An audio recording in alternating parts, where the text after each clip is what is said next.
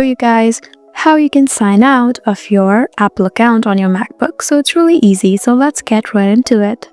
Just go ahead and scroll all the way down where you can find your docs. So you just need to find system settings, which is right here.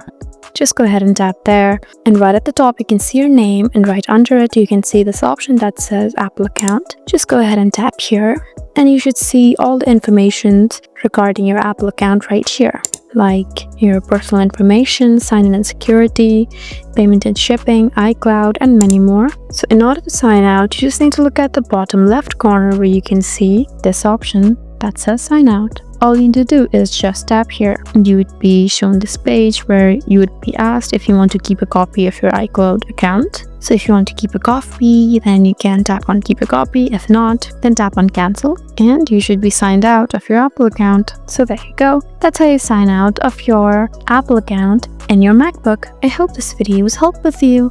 Leave us a like and drop us a comment down below, and we'll see you again in our next video. Thank you for watching.